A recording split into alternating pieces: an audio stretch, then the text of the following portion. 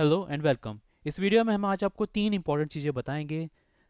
पहली है CBSE class 10 science board exam में कितने मार्क्स से क्वेश्चन पूछे जाएंगे। दूसरी इंपॉर्टेंट चीज़ है कि किस तरह के क्वेश्चंस आपको बोर्ड एग्जाम में दिख सकते हैं। और तीसरी इंपॉर्टेंट चीज़, ऐसे कौन से कॉन्सेप्ट्स हैं जिस पे क्वेश्चंस पूछे जा सकते हैं। ये तीनों चीज़ें निकल के आई हैं सीबीएसई के लेटेस्ट सैम्पल पेपर की एनालिसिस से। हमने चैप्टर वाइज वेटेज निकाला है सीबीएसई के सैम्पल पेपर के हिसाब से।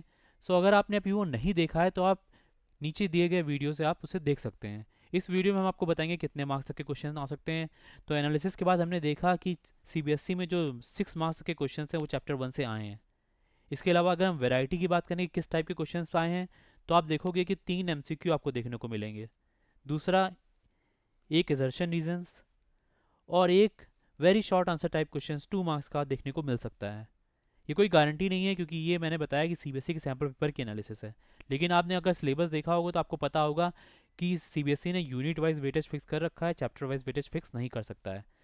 लेकिन हम सीबीएसई सैम्पल पेपर की एनालिसिस करके हम ये एक आइडिया लगा सकते हैं कि किस तरह ऐसी सिचुएशन हो सकती है, लेकिन ये कोई गारंटी नहीं है। तो अब बात आई है कि 6 मार्क्स तक के क्वेश्चन आएंगे, किस वैरायटी क्वेश्चन आए हैं ये भी हमने बता दिया है। अब बात करते हैं इंपॉर्टेंट कॉन्सेप्ट्स की और इंपॉर्टेंट टॉपिक्स की। तो पेपर के एनालिसिस के बाद हमको सबसे पहले पता चला कि सबसे इंपॉर्टेंट कॉन्सेप्ट जो है वो है केमिकल इक्वेशंस को बैलेंस करने का। और उसके इम्प्लीकेशंस क्या हैं, ये थ्योरेटिकल क्वेश्चंस है लेकिन बैलेंस करने वाले क्वेश्चन सबसे ज़्यादा देखे गए हैं। पहला ही क्वेश्चन अगर आप सैम्पल पेपर में देखोगे, सीबीएसई के न्यू सैम्पल पेपर को अगर आपने नहीं देखा है तो डिस्क्रिप्शन में दिए गए लिंक से डाउनलोड कर सकते हो। पहला ही पेपर आप देखोगे तो पहला क्वेश्चन है उसमें वो बैलेंस करने का है। इसके अलावा थ्योरेटिकल क्वेश्चंस में टाइप्स ऑफ केमिकल रिएक्शंस के क्वेश्चंस आ सकते हैं कि ये किस तरह की केमिकल रिएक्शंस है, ये कॉम्बिनेशन है, डिकम्पोजिशन है। इसमें भी अगर हम बात करें तो कौन सी एक्सोथर्मिक या एंडोथर्मिक रिएक्शंस हैं ये भी आपको पता होना चाहिए।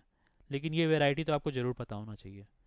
तो अगर आप फर्स्ट चैप्टर की तैयारी कर रहे हो जो कि इंपॉर्टेंट है तो ये चीज़ें आप ज़रूर तैयार कर लो। इसके अलावा जो इंपॉर्टेंट चीज़ है वो है ये action of water on quick lime, action of heat on ferrous sulphate crystals, iron nails kept in copper solutions, उसमें कौन सी तरह की केमिकल रिएक्शन होगी। इसके अलावा reaction between sodium sulphate and barium chloride solution.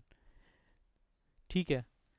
और एक खास बात ध्यान देना कि अगर आप प्रैक्टिकल एग्जाम देने जा रहे हो तो ये भी बहुत इंपॉर्टेंट है क्योंकि प्रैक्टिकल में जो एग्जामिनर आता है वो भी इन्हीं से रिलेटेड क्वेश्चन पूछता है। क्योंकि आप देखोगे आपके प्रैक्टिकल के सिलेबस में, सीबीएसई सिलेबस में जो प्रैक्टिकल का सेक्शन है उसमें भी बहुत सारी केमिकल रिएक्शंस दी गई हैं। वो भी बहुत इंपॉर्टेंट है बोर्ड एग्जाम में भी आ सकती हैं और प्रैक्टिकल में एग्जामिनर भी पूछ सकता है।